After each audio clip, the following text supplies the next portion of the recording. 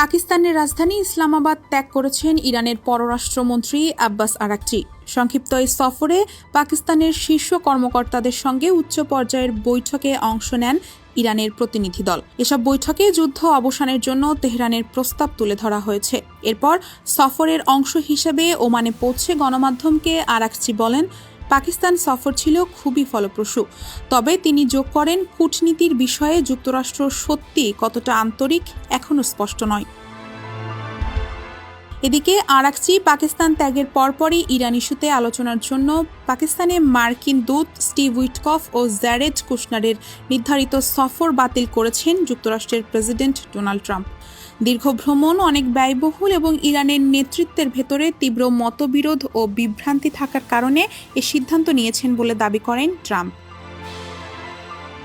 ইরানের সঙ্গে যুদ্ধবিরতি নিয়ে প্রশ্নে ট্রাম্প বলেন, এটা নিয়ে আমি এখনও ভাবিনি। তিনি দাবি করেন, ইরানের নেতৃত্বের ভেতর তীব্র বিভাজন চলছে এবং তারা নিজেদের মধ্যেই লড়াই করছে। ট্রাম্প আরও বলেন, ইরান চাইলে তার সঙ্গে যোগাযোগ করতে পারে। ইরানের প্রস্তাব প্রসঙ্গে তিনি জানান, প্রথমটি যথেষ্ট ভালো ছিল না, পরে আরও উন্নত প্রস্তাব এসেছে, যদিও তা এখনও পর্যাপ্ত নয়। আরাকচির সফরের পরপরই পাকিস্তানের প্রধানমন্ত্রী শেহবাজ শরীফ জানিয়েছেন, ইরানের প্রেসিডেন্ট মাসউদ পেজেশকিয়ানের সঙ্গে তার উষ্ণ ও গঠনমূলক ফোন আলাপ হয়েছে। সামাজিক মাধ্যম এক্সে দেওয়া এক পোস্টে তিনি বলেন, মধ্যস্থতার প্রচেষ্টায় তেহরানের ধারাবাহিক অংশগ্রহণ, বিশেষ করে প্রধানমন্ত্রী আব্বাস আরাকচির সাম্প্রতিক সফর প্রশংসনীয়। তিনি আরও জানান, বন্ধু ও অংশীদারদের সহযোগিতায় পাকিস্তান সৎ ও নিরপেক্ষ মধ্যস্থকারী হিসেবে কাজ চালিয়ে যেতে প্রতিশ্রুতিবদ্ধ।